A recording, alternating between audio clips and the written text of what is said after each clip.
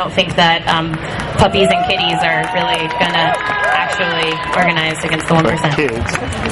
So, point of process, just to clarify, this is not timed for pros or cons. Doing so would interrupt the collective decision-making process of Occupy Oakland and does not respect the entire General Assembly. Right now, so you just insulted her. Just clarifying. Don't worry, I got your back. Although you did so just we will take the next clarifying question. That was an editorial, not a question. Yes. A lot of Americans don't know the difference between their opinions and facts. Okay, there is room for pros and cons, right? So if we'd like, we're gonna invite back the last speaker, and she's gonna present a question, a clarifying question to the proposal makers.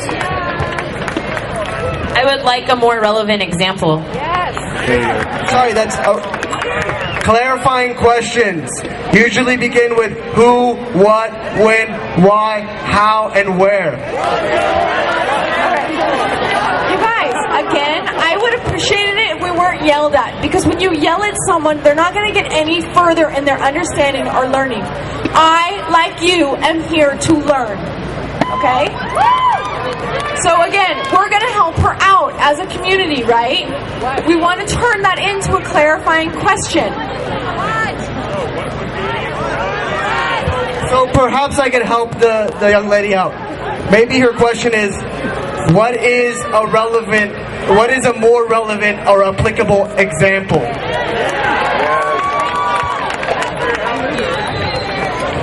Children, puppies, and kitties. Yeah, I admit it's a little bit of an exaggeration, but so to illustrate. Children. Like a relevant example would be, say, if and I've read about this on our forums. If we all want to do like a circle around Lake Merritt, and kind of get to know the community, that would be such an example. It depends on what our intent is.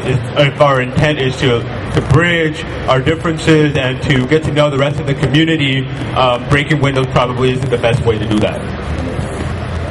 Also, as a point of clarification, if you give a clarifying question or a pro and con, the facilitation team does not seek to censor or to clarify for you, so please stay on stage. And that way, if we are clarifying, you're still here to make sure that we've represented you in an accurate manner. Next clarifying question. That over. Hi, what do the folk proposing this bill define as a local business? Would that specifically be limited to businesses that are owned by people who are here in the community, or any business that happens to fall within the geographic boundaries of Oakland, like a Whole Foods or a Men's Warehouse? Yes. Local businesses totally supports us. Local businesses owned by people, franchises. The idea is we want to respect local business owners too. That remains to be determined. Wells Fargo is a national, company that really doesn't count as local. They do business here, but yeah, we want to respect local business owners and local businesses. I'm not that familiar with the exact name, but just look around. They are our neighbors. We want to be respectful to our neighbors. Medics. Hi. One is a clarifying point. Some black people in Black Bloc do medic work. Black blockers do not equal medic. Do not. My clarifying question is that how are you defining violence?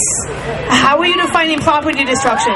Because Black Bloc can be done without property destruction, and just because someone is not part of Black Bloc does not mean that they're going to not engage in violence or property destruction. And that's a more complex question. I agree, it is a very complex question. Basically it comes down to arguing semantics, and okay, wait, hold on. All right, violence, it really does depend on who is violence, like against people. That's violence against living.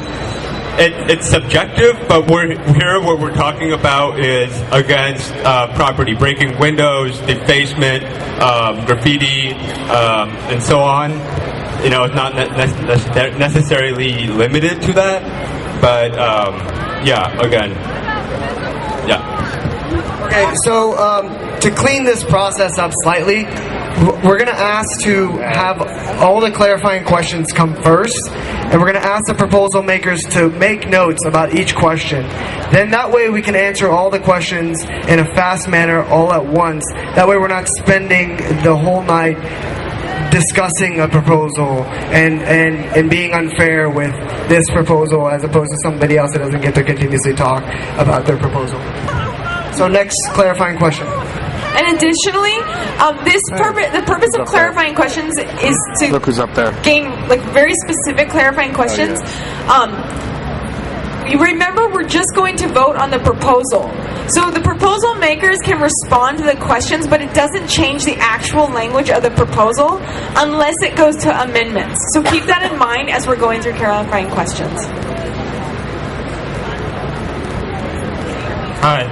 My clarifying question has to do with the use of the term all-inclusive. Would that really mean anything under the sun, such as kidnapping and torturing the family of corporate executives, or that great big Bank of America building in San Francisco, blowing it up while all the employees are there? Would it really include everything under the sun, or would you modify the use of the word all-inclusive?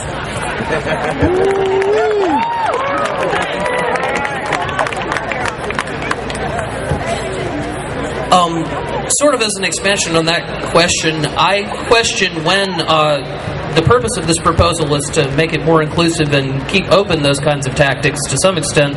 I question when that would do more good than harm, and if you have any ideas about that. Oh, I'm going to answer that. If we're going to pass that, if we're going to take that resolution, it seems like we need to be clear on what's a good time to be vandalizing things. I'm puzzled. 800 years of slavery. Again, I want to remind everyone we're talking about the language of this proposal, and we'll read it again after these clarifying questions.